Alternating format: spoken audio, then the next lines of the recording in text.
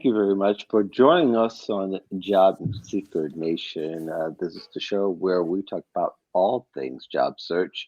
My name is Mark, and should you have any questions, you can start in the chat. Usually, all the action happens on LinkedIn, but you can also catch us today on YouTube and Twitter. We do have a YouTube page. You can just do hashtag Job Seeker Nation.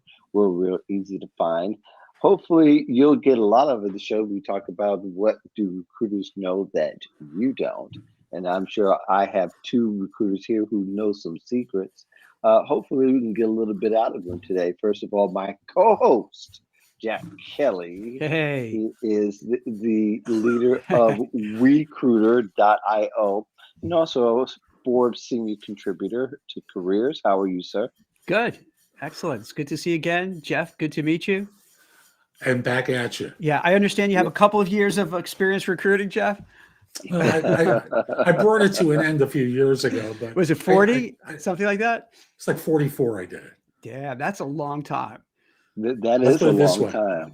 I had hair. Is that what it does to you?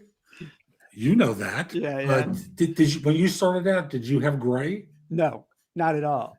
Not at all. That's what it does to us. I was healthy. I was fit. I was in shape. It wore me down. It wore me I down. think we Jeff. all- It broke me Environments down. win. We can all make those claims now that Yeah. we're older and have kids and have reason to look a little older, as you will. But he's also known, Jack, as the big game hunter. And you can also find his YouTube channel with hundreds of YouTube videos on the big, Thousands. the big game hunter TV, I believe it's right, Jeff? JobSearchTV.com will take you to the YouTube channel. It's also on Amazon as an app. Oh, And- Awesome. And No BS Job Search Advice Radio hits episode 2300 tomorrow. Wow. Wow. It's been on for 11 plus years and now 2,300 episodes. Wow. Like if you didn't have anything else to do but Nothing to podcast do. and make videos. Nothing. Yeah, that's just problematic. So lots of knowledge floating around here about recruiting. So let's go ahead and get started. There is something in the air, and I don't know what it is, but I think people are still struggling with some of the basics due when it comes to interviewing and standing out. They think they could just plug it in and give some answers and then unplug and think a job will magically appear. But in your estimation, and you can use any frame of reference you like, what's the number one thing U.S. job seekers would do during an interview to stand out?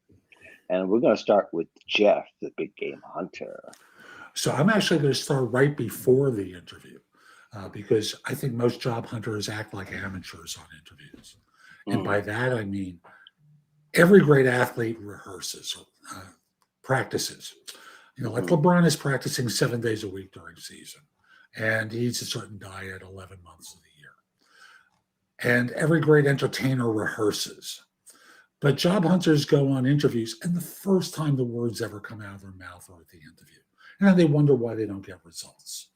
They don't practice, and they get the results of being an amateur. They wing it, and thus they eventually find a job, especially in markets like this.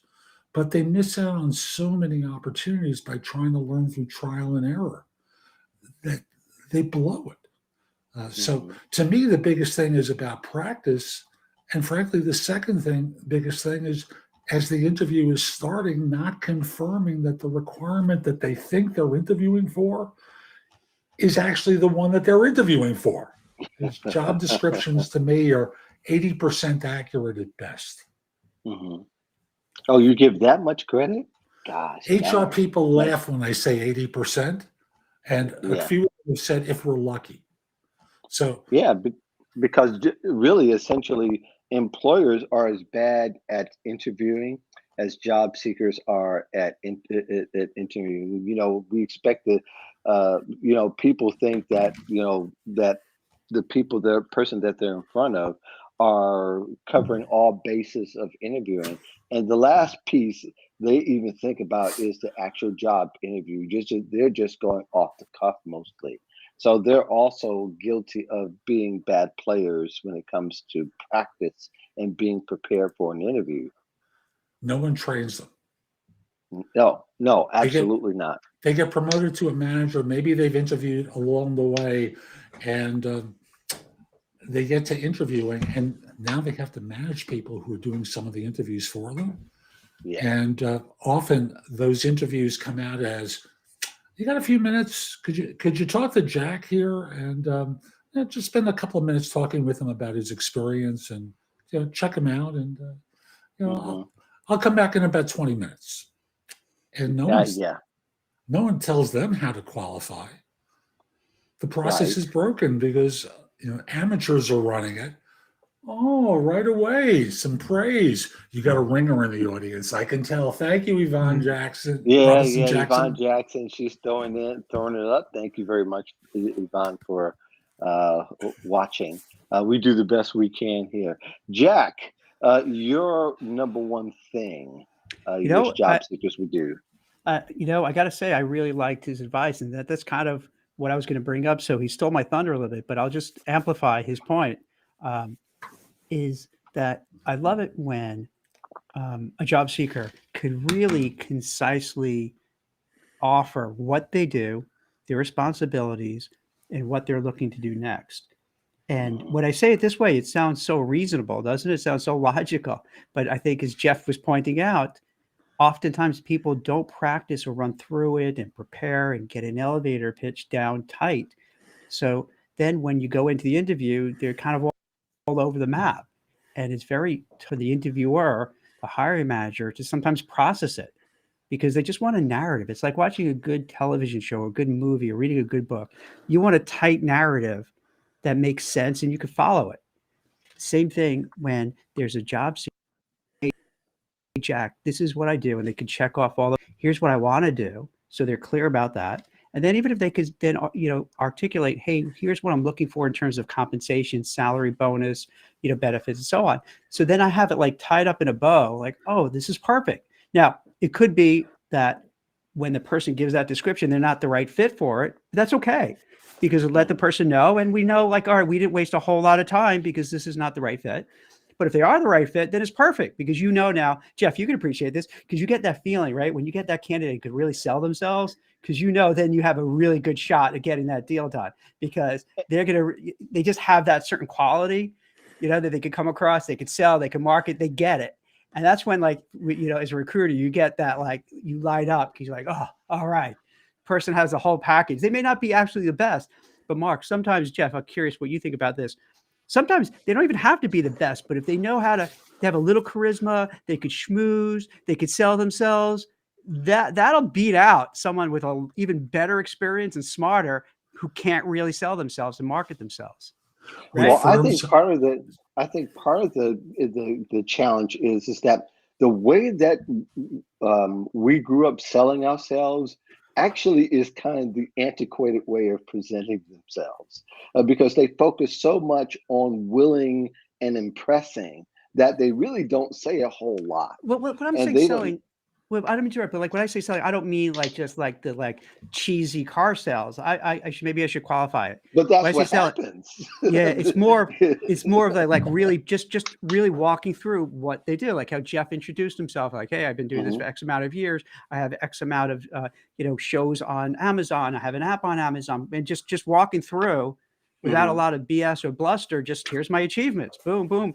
And I was going to do it while we were here. Then I started looking. I was going to look it up. And I'm like, all right, you guys can say, like, what is Jack doing? He's zoning out. I was going to look at your videos because it sounded really interesting. So I was like, oh, I want to see it. So he sold me on the fact of like, oh, let me check this out. When firms hire, go ahead. Yeah. When firms hire, competence is only one thing they look for. Self-confidence. Character. Some firms want to hire people with character, who are characters, both. Chemistry, maybe a little bit of charisma. Right. Someone who cares. Yeah. And this all adds up to, we trust this person when we bring them on board, that they're going to do great work. Exactly. Well, like what you did, Jeff, and I'm sorry I interrupted, but like what you, Jeff, you provided proof. Proof is marketing, right? And there's a difference. I think there's a subtle difference between marketing yourself and the old school way of selling yourself. Because I think the way that I'm talking about, the old school way of selling yourself, that still happens today. I mean, I don't know how many people I've talked to who interview other people. It's like they'll sit there. There's that moment where if they stay silent, that people will blow the interview. One person told me, he says, if I stay quiet and not answer and not respond to anything that person says for 2 minutes, within that 2 minutes, they've either said too much or they use a lot of empty words and colloquialisms that can tend to lead them away from from being a really good candidate. And if you're really a solid candidate, and I think it goes to both of you, is that you've prepared not just the practicing of answering questions, but also that you've done some research on the company, that you've also know you got an idea of who the interviewer is, but you're slick enough and that you're shrewd enough to let them know how much you do know. You just let them know a little bit at a time about how much you know about the company and about the interviewer, and that you're more impressive in the sense that you have the confidence comes through, the energy comes through because you have proof in your hand, not that you have a way to convince somebody to get them on your side, even though that might be a little bit of it. But a lot of it isn't this the fact that if you grunt more and that you stomp a little bit harder on the concrete means that you're going to run faster. All those things necessarily don't run together. Okay. Hey, Jeff, let me ask you, when Mark says about kind of silence in the interview, I saw this interview with Elon Musk and this guy, Lex Friedman, you know, two very bright gentlemen. Mhm. And Lex asked him this question. I can't remember what it was, but Elon Musk actually just sat there quiet, and someone reposted it with a time, like a clock timer. And it was Mhm. like maybe 20, 25 seconds, which doesn't seem like a much. It's But a when you're lot. just sitting there and it's dead quiet, and he had like 20, 25, 30 seconds to think about it, and then he gave a very eloquent answer. And I was watching it, and while I was watching, I was kind of my stomach was hurting me watching him just wait and wait. But then afterwards, like, Right. you know what? Maybe there is some benefit for that. Maybe we should allow people to do that in the interview, to really process it, process the question, think deeply, instead of having to worry about their silence that I got it, like Mark was saying, and fill up that silence. What do you think, Jeff? There's a power differential that exists in interviews. Hmm. And for most people who will be watching this show, 20, 25 seconds is way too long. I was talking to someone this morning who I was coaching. He's a rookie, a couple months out of school, isn't doing great on his interviews, and I got brought in to help him. And what I suggested to him was there's a theater to interviewing. It's a performance art. And thus, when you're in a situation where you're stumped and you just want to compose yourself, you break eye contact for a moment, look to the upper left, and then come back to the eye. So you're giving yourself a moment to compose, and then you answer the question. And in doing that, you can take a deep breath while you're thinking about it, because the breath will be recorded if you were doing this on video. And they'll hear the thought, you hear you processing, and you can deliver. But 20 seconds is way too long. We were in an ADHD culture. A TikTok video is 15 seconds.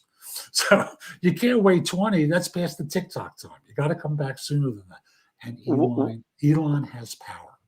So he could get And it's away with very it. He interesting. could get away with it because he's Elon Musk. But if the average person, no, it's not going to work, right? They can't Well, pull that's that off. very interesting. It's very interesting because the time I think does the time lapse is 20, 25 seconds is a lot. 5 seconds in an interview, if you're being interviewed, is quite a bit. But it does take a little confidence to say, Damien Burkle, I remember him on one of the shows would say, so please give me just a moment to think about this question and would take a few seconds. And that within just saying that by itself buys time and buys some thoughtfulness time. And then that way it's not filled with silence. But yeah, there is a power shift, I think, in Jeff being correct. That, taking 20, 25 seconds too long, actually, I think is quite audacious. If there was a word Yeah. to put to it, is that somebody has the audacity. And maybe in some cases, if you have somebody who's not very interview savvy on the other side who's asking the questions, maybe that might be a telling moment Yeah. But that you also they got to allow factor in that to happen. Elon Musk is like a big self promoter, and he's always, Of he's course, always up to something. always. So you never Yes. know. That could just be a shtick. Because look, I remembered it. I don't know when this took place, maybe a month ago or so, but I remembered it. So Mhm. you got to wonder, sometimes do you do something like that just to stand out? And no And in telling how recent that interview Yeah. actually Yeah. was. It could have Yeah. been a couple of years ago, as far as we know. He has tons of content running around. and in quantitative roles, Mhm. I could see it working. Yeah. Where you take 10, 15 seconds and say, let me just think it through for a moment. And you pause. Mhm. And maybe you think out loud. So it's not complete silence, but they can hear the wheels grinding as you're processing it through. Yeah. And thus, that can work too. So Mike Yeah. Teller just said something like, that's a very good question. Ask or say that's a very good question to buy time. I'm with him. I was just going to say that to you, Jeff. Like what I'll do at times, if I'm not sure, sometimes I'm not really sure about the question. You ever get a question Mhm. and maybe it wasn't clear, or how some people ask questions, but instead of saying, "Hey, how's the weather?" they'll give a whole long story before they say, "How's the weather?" I'm here in Right. New York, but then I was in Florida, and there's a whole buildup. And the time they give you the question, you're like, your head's going to explode. So you need time to sit to kind of reframe it and try to kind of do it that way before you answer it. So like, And is that a tip and too, that's Jeff? important. Like reframing it and say, all right, so what you're saying, Mr. or Mrs. Interviewer, and try to kind of paraphrase what they said to make sure you understand it before you answer it. So you're on the same page. Is that what would you say? Is that a good technique to use if you feel Or kind what, of stuck? or what you can say is, if I understand your question correctly. Yeah.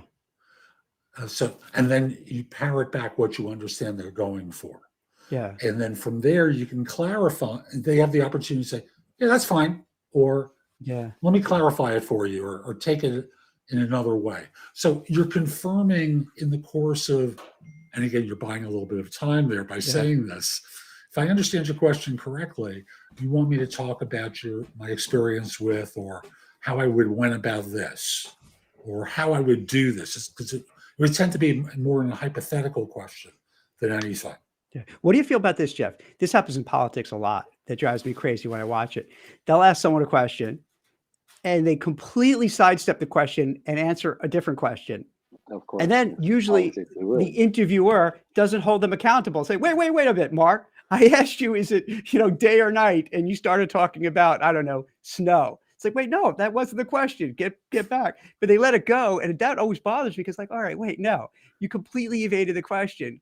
Can you kind of get back to it? At least acknowledge you evaded it and say, hey, you know what? I don't want to answer that question for whatever reason. Something. Every once in a while, you Yeah. get one of these Senate testimony Yeah. scenarios Yeah. where they say, I don't have time for a filibuster. Yeah. This is the question. Can you Yeah. answer the question?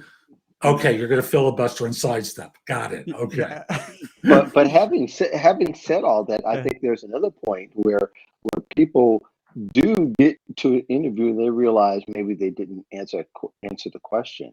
So there's nothing wrong with going back and saying, Yes. Good point. Yeah. I need to go back and really answer. I didn't do the other question justice. Do you mind if I go back and answer that question in its entirety so I can give you the full breadth of what I mean? And then go ahead and go back, restate the question, and say why give the full answer, say why this is a little bit different. And because things change in interview between one question and another, the context changes as well. So sometimes you have to be able to control that somewhat Yeah. as a job seeker, and be able to, you are needing to control the narrative about yourself to make sure you walk out of there and make sure they understand truthfully who you are, the value proposition, and what you can actually do for them, and what maybe sometimes you can't do for them. Jeff, what do you think about this? Where I've always, over the years, the candidates are always worried about, Jack, what, I got to ask a question. I'm supposed to ask questions. What questions should I ask? And they panic so much that they can't focus on the interview because they're just waiting to ask that question. What do you, you've seen, I'm sure you've seen that time and time again. What do you say to those people who are just so like, oh my God, what question am I going to ask? What can I ask? And they're preparing, let me write down these questions. What would you say for someone to do so they can just de-stress and be in the moment? So I'm going to illustrate something that Mark said Okay. a moment ago and say, I would first answer the question that's posed of me and then come back and say, before the interviewer went on to the next one, I would say, there was a question earlier I didn't quite cover in detail. Would you mind if I finished off my answer? Now, coming back to your question, Jack, be in the moment. There's so much you can prepare for in advance and memorize. And if you're doing it on video, it's easy because you've got a laptop in front of you. You've got a frame to it. You can put sticky notes there to remind you of the questions. You don't have to hold those in your consciousness. You can just have them. I'm going to illustrate here. If I covered my camera with the finger, you can see that. But I have it to the right of the monitor, of the camera. You can't see that my finger's there. Same thing on the other side. Just put Post-it notes there. So this way you have your questions reminded to remind yourself to ask these points, and you don't have to hold that and get anxious. So video makes it very, very easy. Same thing if you did phone interviews. You could just have it written out in front of you and come back to it. It's in person. You do have to have the questions prepared. Yeah. What I suggest for people to do is that just to be, as you point out, in the moment, be present. But then if you legitimately have a question or you're interested or you're not sure you understand something, just to bring it up then. There's no reason to wait for the whole end of the whole interview and then kind of bring it up later that everyone forgot about what we were talking about 20 minutes ago. So just say, hey, you're talking about these responsibilities. So I'm not clear. Are you saying I should have, whatever it may be, and then you just bring it in real time, because then that's where I find out you have these organic conversations between the interviewer and the interviewee, because now like you're talking shop. And I find in interviews, that's kind of the best thing. Once you transfer over from that robotic ask a question, answer a question, ask a question, answer a question, where then you start really just chatting like two normal human beings. That's where I think you get the bonding. That's where you think you get the connection between. And a lot of parties. people are afraid of. A lot of people are afraid of those organic questions because they're not confident in themselves. True, it's scary. A real person is very scary at that moment, especially when things start getting real and that person begins to ask or make some comments that really do resonate, but you're not exactly sure how to answer it. Whether you should answer it as the candidate or they should answer it as the person. And it's better to lend a more authentic take on it and answer as the person, because that's who they're going to work with 8 hours a day. So you want to give them the person that they work with 8 hours a day, and also give them a very, the more concise your answer is and the more truthful your answer is, the better it comes across. And you start bonding too, right, Jeff? Because now you're getting real. You know what I mean? You're really kind of dispensing with the formalities and like the platitudes, and you're just chatting. And on both sides, then you get a better feel for the other person, because you may decide, I don't really like that other person, or they may not like me, but that's okay. Let's just get, let's really find out, do we like the real each other as we're talking, as opposed to that. And that's so hard, because one of the things that the job hunters don't know is that the hiring manager is lying just like they are. I'm being that blunt about it. But when I trained people, when I did search, I taught them the 3 jokes of the recruiting business. Joke number 1 was, how can you tell an applicant is lying to you? He's just talking, or she's talking. Is that? How can you tell one of your institutional customers is lying to you? They're talking to you. Right. And the third one is, how can you tell a third-party recruiter is lying to you? Yes. And the good ones are just the messengers of the other ones. Yeah. Is it lying? Is it lying, or it's just I don't want to say Posture. strenuous, Unrehearsed. or it's just, it's the Unrehearsed. game. You know what I mean? It's just, it's It's But all the thing that people unrehearsed. don't understand is Yeah. hiring managers desperately want to fill these jobs. And they say a whole bunch of stuff. Now, we got a great opportunity here with a terrific team of people. Don't look at the fact that 4 people have sat at that desk for the last 6 months. exactly. Yeah, they've all left. Oh, did I forget to say that? There's 5 people We're kind of like turnover. family around here. Did I But miss it's the that? kind of families, the Thanksgiving movies that want to kill one another. Yeah. So, Well, let's get through some of the comments that we have Yeah. here. I definitely want to hit them up. Michael says the interviewee should never sidestep an answer to a question by answering a different question. Candidates should know what they should learn, that it's okay to say, no, I'm not familiar with that regulation or I have significant experience in it. True. Being truthful about something, an experience that you don't have, that really helps a whole bunch, because even if it's something that might be a feature, you need to be able to understand, help to understand what angle you do have, and be ready to be told whether that has value there or not. There is Donald. Thank you very much for joining us, Donald. Donald says that I've learned one time and now use all the time, especially when I had a three-parter yesterday. With that, I asked if I could take notes to ensure that I had the right question, had it right as far as the question. That's a good practice, and I think, taking some, do you guys find that taking notes is okay or not okay I'm not at a certain fan. times? Jeff, what You're about not you? a fan of notes. No, Interesting, no. Jack. I'm Wow. not hate it. either. I hate it. I'm- Not only am I a it- fan, I hate it with a passion. And part of the That's- reason Excuse me, for wait, you know my what, dis- Jay?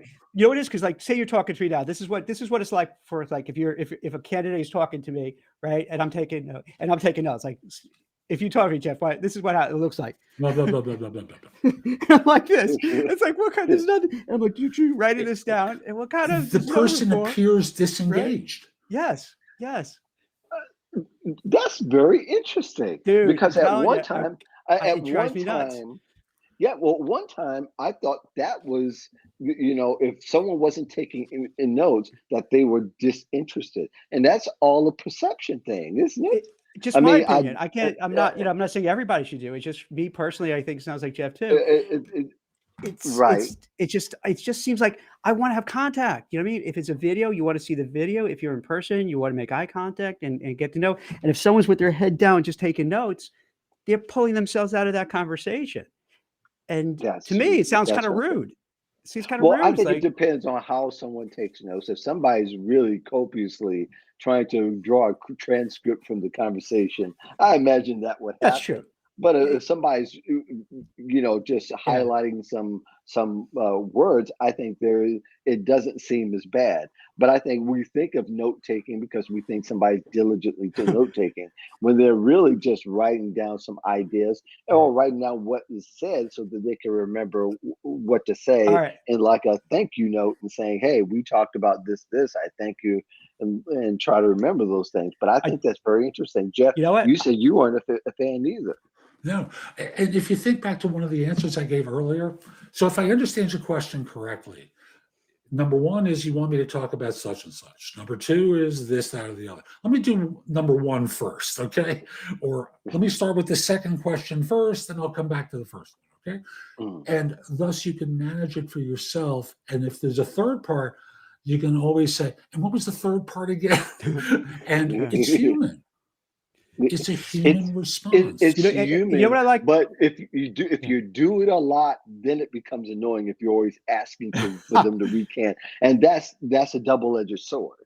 Yeah. Jeff, you know what you just did? What I really love when you speak to candidates or from both sides, you injected a little bit of humor when you came back and said, "What's the third one?" I love that. See, when you have an interview on either side and someone shows humility, they show that maybe they didn't Personality. exactly when you said, and the third one, I can't remember what was the third. You said something to that effect, and that just shows, wow, this guy is genuine. He's authentic. It's just that one little phrase. I walk away. The guy is authentic. He's genuine. He really couldn't remember, and he's being honest. And how can you not applaud that? So showing that in an interview, I think, is so gold. It's so great because you really get the feel for the person. They break down that wall. And if you click on Mike Teller, I apologize if I mispronounced your name. Yeah. The most recent message on top, On the notes topic, he agrees with Mark. And the thing I want to point out is everything works, Mhm. never as much as we'd like it to Yeah. work. And thus, it's all true. unless you do too much of Yeah. something, that's when it becomes a hindrance to the whole conversation, which that's what Yvonne brings out and says, yeah, this should be a conversation, which Yeah. is another common error that job seekers do, job candidates do when they're interviewing, is that they're expecting the interrogation to Yeah. commence once they get into a seat, instead of trying to also make it a conversation to where there's engagement back and forth. And when you have that, you more than likely you're not taking notes, or more than likely you're also not trying to defer, and because there's a common ground right there. And a good interviewer and the person who's being interviewed, if they understand the dynamic, this is where it's going to make a break, is when you have that conversation, this back and forth, and that there's engagement there where both of you are obviously in sync in somewhat, whether it's an agreement or there are exchange of ideas. Yeah. It's interesting, guys. This is so funny. As you guys are talking, I realize I'm a complete hypocrite in what I just said, because here's, as you're talking about, I had this, I don't know if you saw my face. I'm like having this look like, oh man. So for Forbes, what I do is this: when I interview people, I do it by Zoom, and I never really want to record it, because I feel if I record, I'm gonna make it feel uncomfortable. So what do? I'm taking notes. So I'm doing exactly what I said not to do. So I'm thinking about it. So when I'm interviewing, I'm sitting there taking notes. I do say to them, hey, I'm taking notes, so I'm not being rude. So I just can, because I'm not going to remember everything you're saying anymore. So, but when I interview people, I do it over Zoom and I record. And I do it so I can remain engaged. I should probably do that. Yeah, I probably should do that instead of taking the notes, Jeff. Yeah, I think. Well, it depends on what kind of interviews, I guess, that you do. Of course, when you're in, of course, as a contributor, Jack, you have perceived power, because that person, you're interested in that person's point of view, and the person's looking to get across their point of view.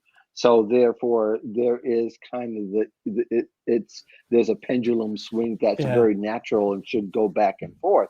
But it is similar to what a real interview should be, in the sense that there is that person has something of value that they're offering an employer. So when I'm answering the question, I do have the attention and I have the perceived power at the moment, because I'm offering something of value that they're interested in. It's almost like if they are stealing an idea, so to speak, if it's very interesting, if they're ready for that kind of thing. I do want to highlight something that Donald said.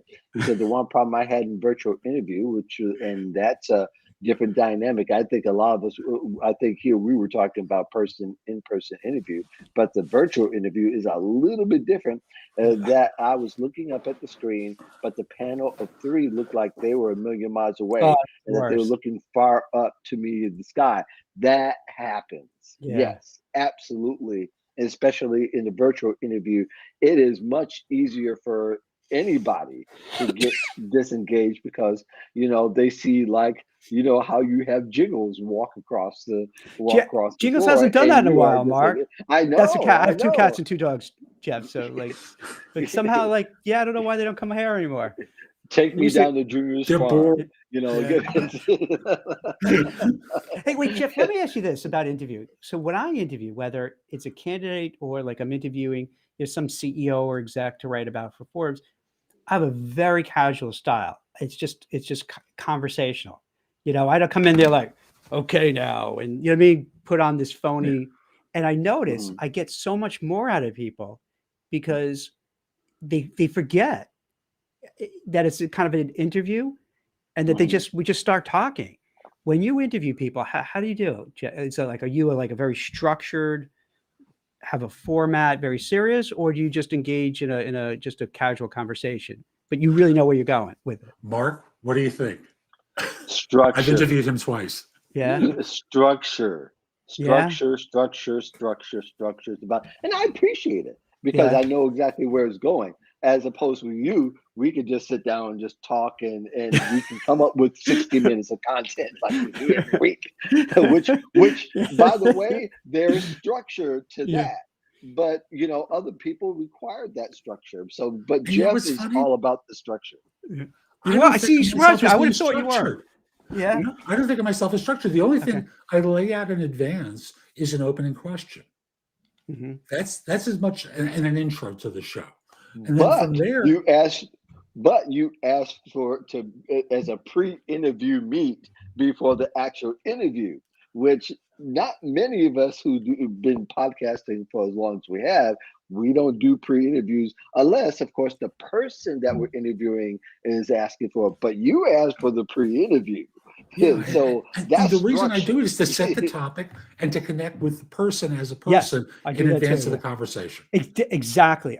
I always mark And there's if nothing I'm wrong on with on a that. podcast or doing something or I'm going to have an interview, I'll always speak to the person beforehand because exactly what Jeff was saying. Then I bond a little bit. I get to know them. We feel comfortable. So then when it comes time for like the real interview, the podcast, whatever it may be, we've already bonded. You know what I mean? We already But you have do that. that, but you do that via email or No, messaging no, no. mostly. A phone But call you or Zoom do it call. with a Yeah, phone call. I've yeah, never experienced that yeah, from you, so you're yeah, surprising me. We always yeah, like, hey, let's talk 5 minutes, and then we'll talk. But yeah, I've never experienced the yeah. pre-interview with Jack, so I'm a little surprised. Oh, I because like learned the we hard know what we're way. doing. No, but we know what we're doing now. Like at first we did. I think at Well, first we it's the chatted a lot. relationship, right? At first It's we the like chatted a relationship. lot, Yeah, right? We yeah, I yeah, right. learned. We I did. had a second job search podcast for a while called Job Search yeah. Radio, and I discontinued it after like 800 episodes. And That's a lot of episodes.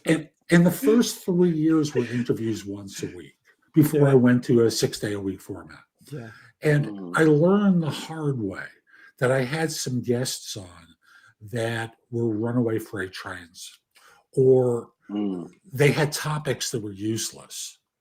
And the result wound up being I started to do pre-interviews to ensure that, and I also started to ask for the book that they were promoting in yeah. advance just to Mhm. make sure it was something my audience could make sense out of. Right. But in terms of structure, I just want to connect with someone, Yeah. get a topic down that we're going to cover, get an opening question, and I'm good.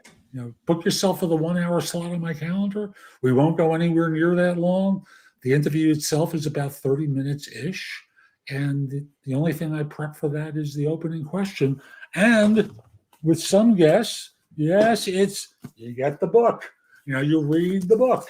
You know? Yeah, I have a ton of books myself that probably in a few cases wish I'd never had the interview. Oh, But Yeah. yeah, but I think there time something Michael says I think is really important. It says structure and divergence from the structure are both important parts of a well done interview. You should attempt to include both. Yes, in most cases, you should try to at least attempt some kind of outline or a loose outline, so that there's a flow. But I think it's how it's administered. There might be some differential because people really do need the structure. It's just hard to tell sometimes who needs it and who doesn't. So I just like doing it one way for everybody, and I can edit later on. That's what the edit button is for. But in a job interview is a little bit different. You don't have the edit part, but you do have the point where somebody becomes disinterested and doesn't want to hear the rest of what you have to say, and that can be a little problematic. Yvonne says, I really like this very grown up conversation. It can help a lot of people, career professionals. Thank you very much, Yvonne, for the feedback. So, yeah, this part, surprisingly, is very robust. And probably we can go on talking about interviewing in that particular instance. And perhaps it'll leak over to the next thing that we're talking about. Some things that turn off recruiters, and I think you hit on some of them. But there's some things that just you may think that seem right, like note taking. It may seem right, but it's not particularly right, according to the recruiter at least. But there's some other instances I'm sure you guys can come up with. But at least say why in your, I think there's about 100 years of experience between the two of you, that that something seems right, but it's all wrong, and it might be one or two subtle things. Uh, Jack, I'm going to start with you. Something that people do in the interview or before or after interview seems right, but it's not the best thing for them to do. So there's a lot of, so let me just take one for example. When, and this goes back to what we talked about even at the beginning of the show. Uh-huh. If a person's just not prepared and they don't have an elevator pitch, they can't articulate who they are, what they do, what they're looking for, they don't know what kind of salary range. It's rough because it seems like, hey, just put a little bit of an effort into it. If I'm interviewing somebody and they have this attitude, Jeff, you could appreciate this, where I'm awesome. Why are you even asking me this question? How dare you? That they have this kind of feel like I've been doing this Arrogance. for 20 years. Like, how are you questioning me? How dare you? It's like, dude, relax. I mean, this is how it works. You can't just go in and expect a hiring manager to say, oh, it's Jack, you're great, here's the job. It doesn't work like that. So like there's you would think some of these are common sense, but they're not really. And it ends up getting very frustrated if somebody is looking for a compensation that's just so ridiculously out of proportion of what they're doing. Well, it's a hot job market, Jack, so I should be getting such and such. And it's one thing if you try to get the best dollar, great. But if it's like going to a car dealership and there's a Lamborghini, you go, yeah, I think I'll pay 40 grand for it. Like, wait, what? No, that's how you're not going to get it for 40 grand. What are you doing? What's wrong with you? And it's just it's just so out of touch. What about you, Jeff? Like, what do you see? Crossing the line between confidence and arrogance is Arrogance, confidence, or people. Just you question their thought process too. It's like, what planet are you on? Yeah. Like, is this how this person kind of thinks? That's not good. When I interviewed people in person back in the Stone Age, when I worked in search, I remember one guy. I brought him into my conference room. Wait, this is by Telegram when you were doing it, or like back in the Stone Ages when dinosaurs roamed the earth. You're absolutely right. And I remember asking, so walk me through your background.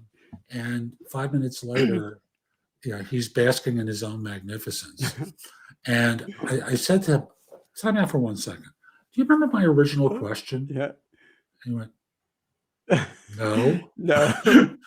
What happens is people get on a roll and they start answering questions that you haven't asked yet, but they've been asked on other interviews.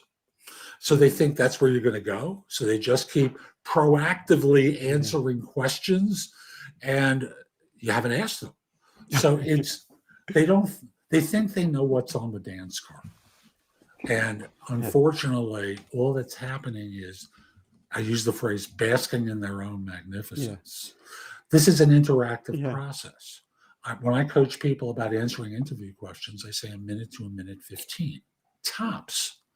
And if I took out my phone and started timing a minute 15, people would be shocked how long that is. Yeah. And it's really a long time. But 5 minutes in, this guy is babbling on. And you lose your audience too, right? Like right. You can't, after a while, you just can't, it's you zone out. So like, even if they're saying great stuff, if they just one long monologue, it's just too much. And it's just overwhelming. And then you lose your, you lose your interest. And it's like, okay, thanks. You're still thinking about lunch, your next meeting, you're going to meet your wife, husband, or partner afterwards. You think about anything about how to get out of this situation you're in, and you're not listening anymore. Yeah, especially when people don't answer questions directly. Like you said, I think that's a big one when it comes to interview. I've done probably a couple of hundred people in my life at some point or another. But one of the things that people often do out of nervousness, all the quirks and things begin to come out, and they haven't. And going back to the whole idea of practice, it's not just the external answering and asking questions. It's the fact that you also have to have the right mindset and understand where the interviewer is coming from. So that's why it helps to find out more about the interviewer, find out more about the company, find out more before you go into that seat. So that by you having some of those answers, you're expecting or you having an idea of what that culture is.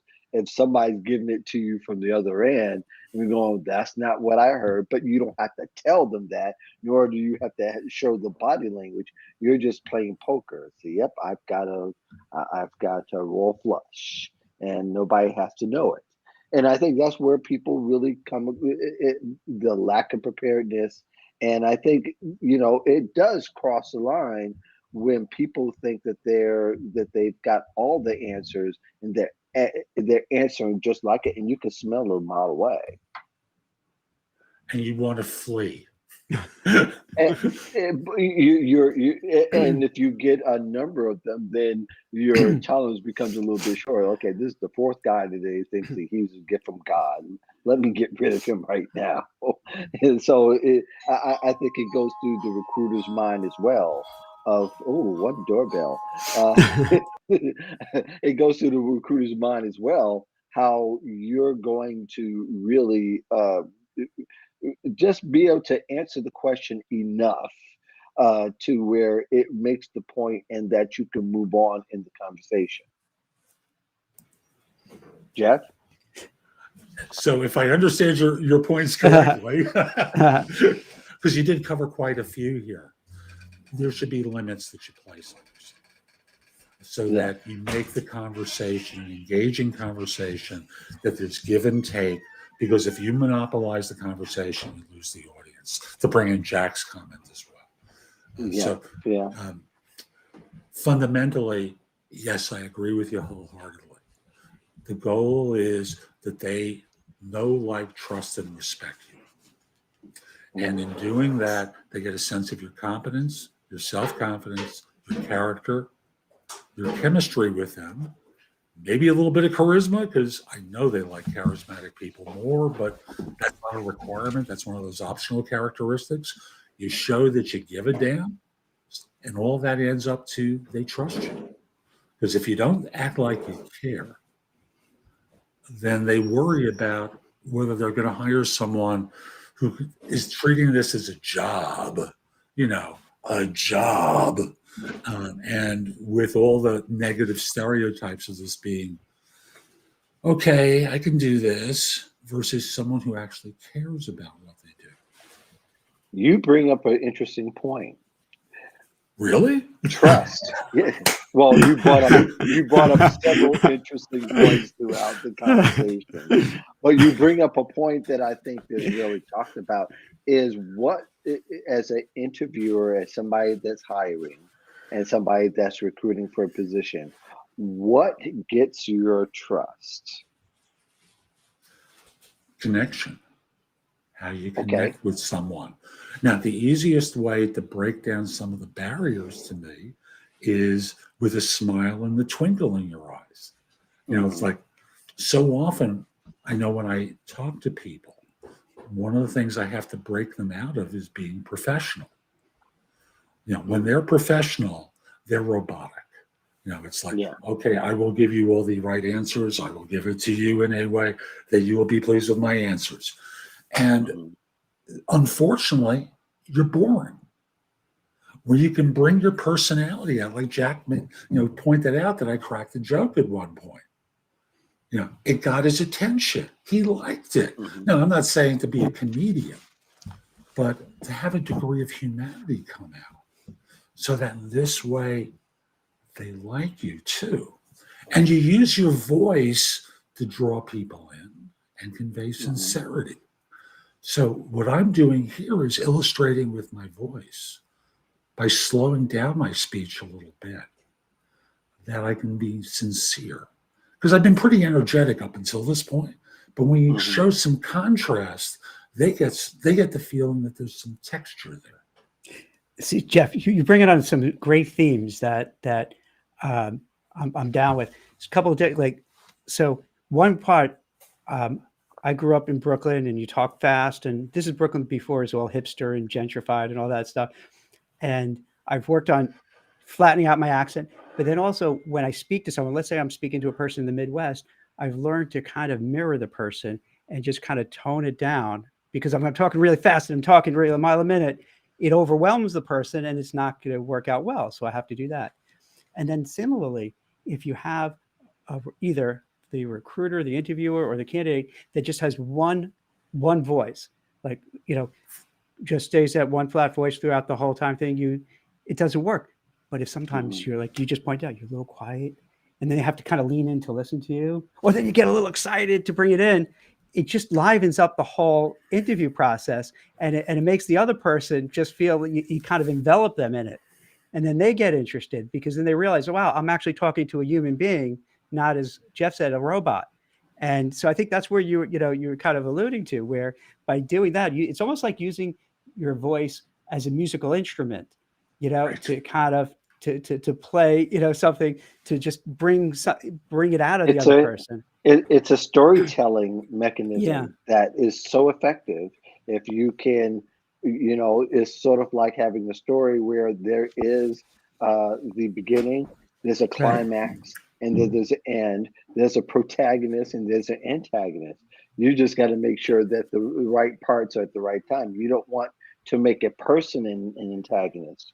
You want to make a process or a situation an antagonist, and you've got to be really careful to be able to communicate that, because then if you're making a person an antagonist, then what that interviewer is going to think is, oh, so this is what you think about your coworkers. How are you going to think about my coworkers or myself? They're going to put themselves in that situation, and it comes across very negatively.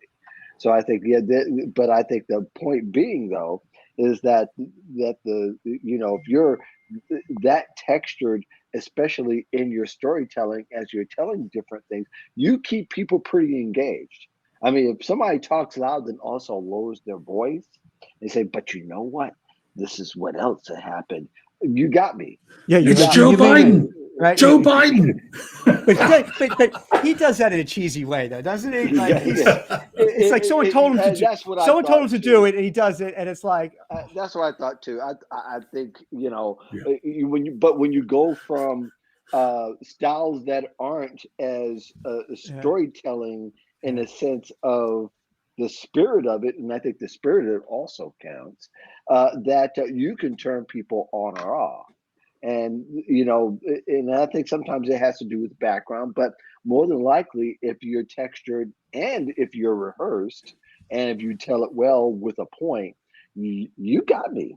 You got me, because you've given me also the spirit of what you're trying to say, and to me, that's almost as important than the story itself. But that's just for me. Do you do this, Jeff, too? Like with Zoom now, because like it seems like all the years of in-person interviews are so different now than having these Zoom calls. Like if I get on a Zoom call and let's just say it's just one-on-one, or even both of you guys, before any business, I'll like, hey, where are you from? Where are you calling? Where are you now? Where are you based? Because you got to assume that people aren't where they live all the time, because they move, they're relocating, they're, a digital nomad. And then it's always interesting to hear where they are, what they're doing. It's interesting to see how is it going with Omicron there? How is this going, whatever. And so even before an interview starts, you already start kind of getting to know the person. They get to know you. It's warm. And when like you have that flag wave for the official interview, it's kind of already had started already because of that warm up. Mm-hmm. Did you do that? Like when you kind of meet, a candidate or? For me, I'm respectful of the fact that they're paying me and I'm on the clock with them. That's a little different then. Okay. But when I'm interviewing someone for YouTube and the podcast, in the pre-interview, I'm getting a flavor for them. And I'm getting a flavor for the environment that I'm going to do the interview in. So I'm checking, is this the way you want to appear? And I'll point out the backdrop of the Peloton or the treadmill behind them with the laundry on the, is that the way you want to show up? Yeah. And I'll critique that with them. What's over their left shoulder? What's over the right shoulder? Things along those lines to make sure that they're prepared. And we do some chit chat as well. But I want people to be world class when they appear with me, because they're coming to an audience of mine. They're going to be speaking to them at least 2/3 of the time, and I want to make sure the audience gets something from the experience. So the pre-interview is really where I do a little of the connection stuff. And then from there, we'll have a few minutes of chat right before we roll, where I'll confirm what my opening question is for them, and do what I call the finger countdown to create a little space. And we go right into it. Yeah, well, except when you do it live, you restream or StreamYard do it for you. In that particular sense, I can imagine somebody coming on. You've already landed in your destination. You're going, and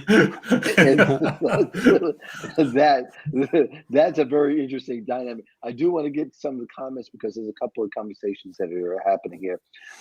Michael Tula says pet peeve, whether it's in person, virtual, chatting, or a phone call. If I ask a candidate, tell me about yourself, and they reply, don't you have a copy of my resume? Rude, pompous, condescending. That's really interesting, especially this day and age. Or maybe you could have just bought a copy of a resume yourself. Say, here's my latest copy in case you don't have it. Yeah, I would throw it back at them. And so I guess Don, who says, so this is what I do rather than automatically answer, I stop and say, before we get started, may I ask you why I'm here today, or what about my resume and background brought me to be in front of you today? That's really interesting. I probably have never approached it or thought about it like that. I do it you guys' thoughts. Yeah. Jeff, your thoughts on that? The way I coach people is to start the interview, when they're connected on Zoom, as they're lowering their butt into the chair to start the conversation, and to say, hey, thanks so much for making time to meet with me today. I recall the position description, or if I was scheduled by recruiter, Jack gave me a thumbnail about what the role was like. But I want to get your take on it. Could you tell me about the job as you see it and what I can do to help?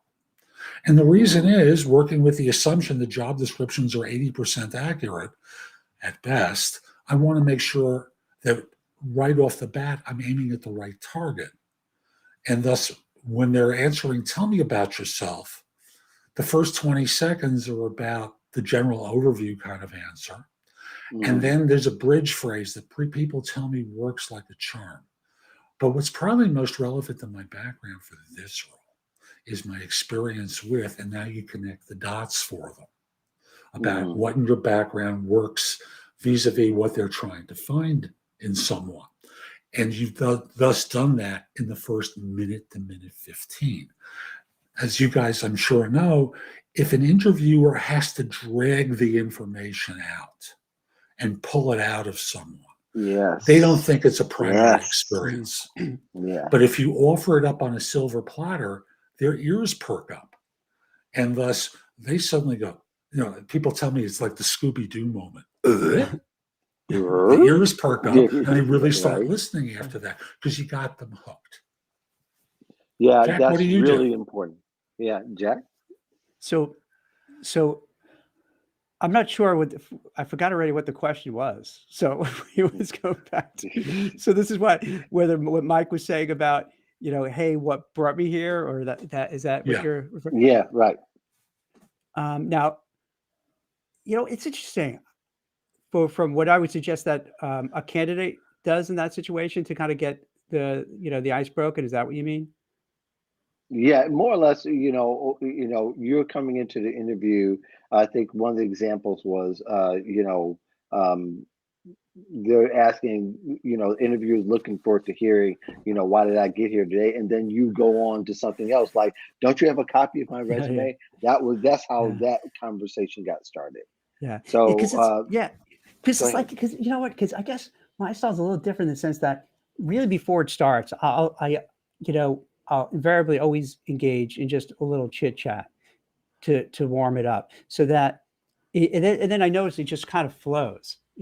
So this way I put the person at ease. As I was mentioning a little earlier, it could be about whether it's a Zoom, and back in the day when it was in person, just to have that small talk where you got a feel for the person. And I gave, if they just, it doesn't, it could be about anything at all. It could be about sports, the weather. You could just start getting a feel about how this person is, how they think, how they act, how they react. You get a sense of their temperament and so forth. So this way, by the time they say, hey, let's talk about, and then I'll ask them about, hey, so let's talk about it. What drew you to this company? Why are you interested in the role? Can you tell me a little bit about your background? Because then it flows, because now they warmed up. Like I'll even, and Jeff mentioned it, like there's a lot to do before you even go into the interview. At the beginning of the conversation we had, I would tell people, when you go for an interview, this is back before, Zoom calls. Let's say you're going to, on the train, when you pick up your newspaper, speak to the person who's selling you the newspaper and the lifesavers, so your breath smells okay. If you see somebody, maybe chat that person up. When you go into the lobby, chat up the security guard. When you're showing your ID, when you go up and you see the receptionist, chat up this receptionist. So the time you get into the interview, it's not the first time you started talking during the day. So by that time, you're kind of, your blood is flowing, you're ready to go, you're loose, or you're doing it. So this dates back to what Jeff was saying at the beginning, how like you have to prepare before anything. In a way, I find that's preparing for the job seeker. So they just get all warmed up. Same thing with me. If I'm going to interview somebody, I'm going to have a lot of conversations before that interview with whoever's around, even if it's my cats and dogs. Just to get, to get it going, to get the blood circulating, to get in that zone, to get comfortable. Right. So it's not, same way a baseball player, you're not going to say, okay, Jeff, hit the mound. You're like, wait, what? And you got to start throwing. You're going to be in the bullpen. You're going to just warm up. You're going to be throwing. You're going to loosen up your arm. And then when you get out there, you're feeling good. So yeah, so that's kind of my style. And I find a go-to, Jeff, I'd be curious about your take on it too, is I like asking these open-ended questions. So you can't give a yes or no answer. So it makes the person have to elaborate and give a more picture, just saying yes, no, yes, no, but they have to really give a full, complete answer. Are you speaking as the interviewer?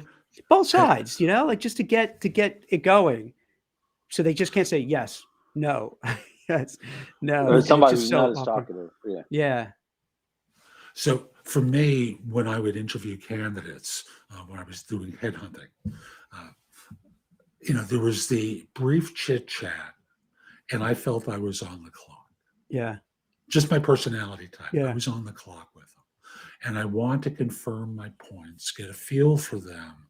And for me, I would engage in quirky ways.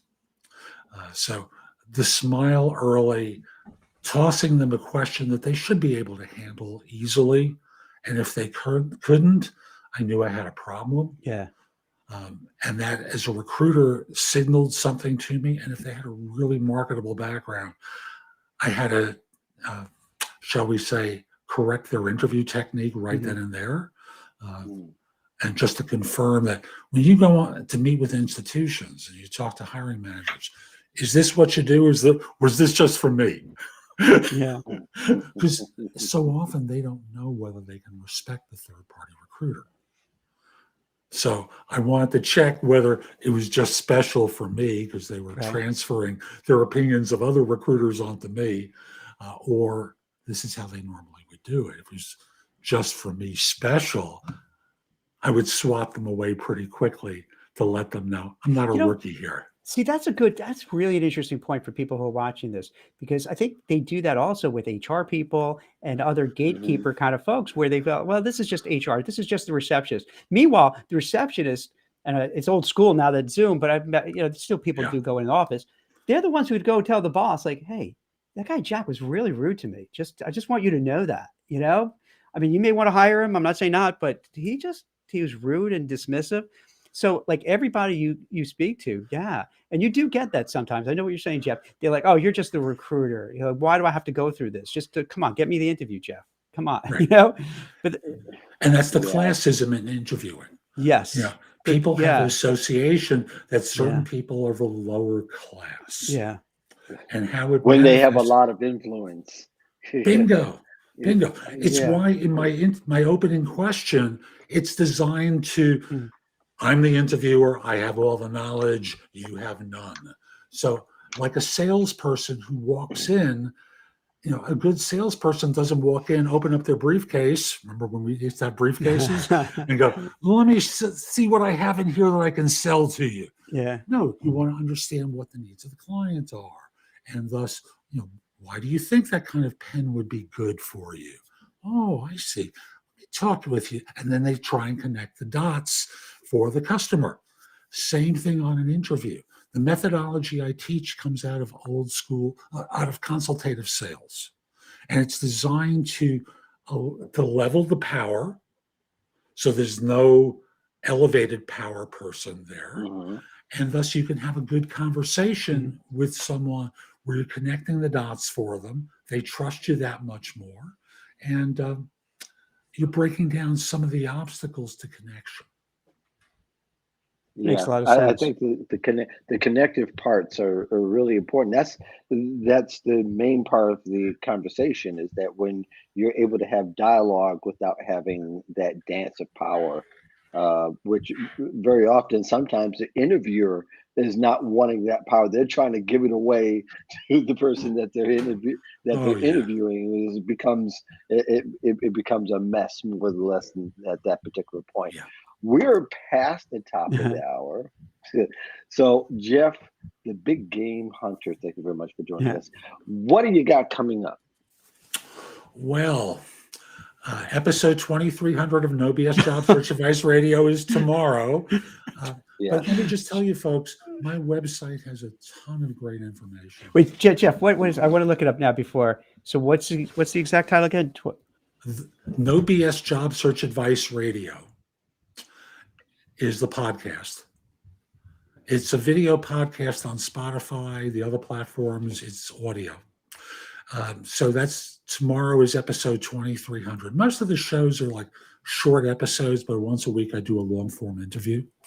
The website, thebiggamehunter.us, thousands of posts there in the blog that you can watch, listen to, or read that'll help you find work more quickly, hire more effectively, manage and lead, resolve workplace related issues. And while you're there, I've got courses on interviewing, final interviews, a whole host of things. And of course, you can schedule time for coaching or a discovery call with me. And by the way, connect with me on LinkedIn. LinkedIn, linkedin.com/IN/the big game hunter. That's not too hard to find. Jack, you got anything coming up? I'm sorry. I was looking at his YouTube page. I'm just scrolling down like, oh my God, there are a lot of them. It's over 7,000 videos. Wow, that's amazing. Good for you. That's so cool. Thank you. Yeah, That is cool.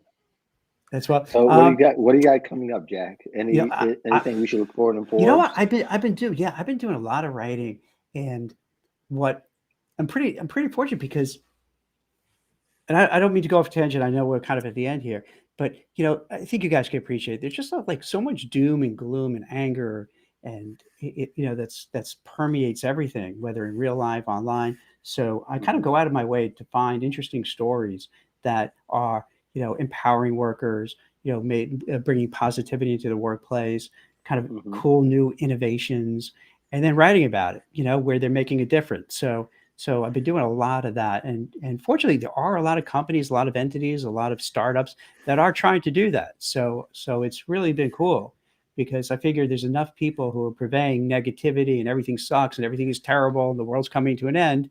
And I think we need more people to say, wait, no, there's actually a lot of good things happening. Yeah, there's a lot of bad, absolutely, but there's a lot of good things happening as well. So I've been trying to highlight a lot of those voices. And it's been really fulfilling. It's been really cool. Good deal. Good deal. I have an upcoming article in Lensa coming up. I've been publishing a lot with them lately. Yeah, I see. But they're a client of mine, so we work together, kind of, sort of. That's great. Freelance kind of way. But I think I'm more interested, of course, of the plight of the job seeker and what's going on with them in their world. And there's a lot going on. And there's a lot of decisions that people will have to make about their career, but they should make it more thoughtful and think about every aspect of what they're doing and what they're getting into, as opposed to just trying to find a job just to pay the bills. Because really, those opportunities that you just want to find a job aren't the opportunities you really want. and especially it's become pronounced now where in certain industries they're still having a hard time finding workers. They're still having the debate about paying the right salary and benefit package for them, and that argument continues, and it's starting to escalate a little bit because some of these businesses can't afford to stay open like they've been all these years anymore because they can't find the workers. Mhm. And when you're on the outside looking in, you're looking at, oh, he must be terrible to work for. He can't find anybody to work for him, which is a very interesting dynamic that starting to come across. But yeah, just look for those articles on the blog and through Lenza, and there's a couple others that I'll be writing for here in the near future. That's great. But it's really a good time to watch the drama unfold when it comes to job search. So, Could I share one thing for the audience? One last thing yes, before we go. go ahead, Jeff. This year is going to make the Great Resignation seem like nothing, because inflation I at can feel that. 7%, and they come out and say, "Good news," as I saw one firm do. "Good news, we offered 7.5 to our employees." I said, "That is great. That only leaves them 2 points behind inflation." And I said, "What do you mean?" Government takes out taxes on that 7.5%. So if you're in a 40% bracket, you're really only getting 4.5%. So turnover is going to be abundant this year. There's going to be lots of opportunities for you to step into. And if you get your raise early in the year and you see inflation's higher, remember, you can piggyback and accept the raise and then go take the next job. Yeah, And that because way you'll exceed inflation. your ceiling at the last job becomes a new floor for the next job. Correct. That totally makes sense. Absolutely. That's So a great it's going to be a great year observation. for turnover. And it's going to be a great year for us who produce content because we Yeah. can listen to that True. churn out more stuff. Yes. Uh, Yes.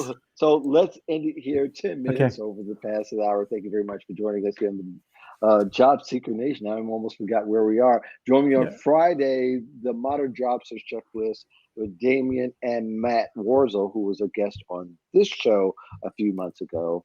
In the meantime, good luck in your job search, and we thank you very much. Join us next week. Peace in the Valley of Love. Take care. Be great.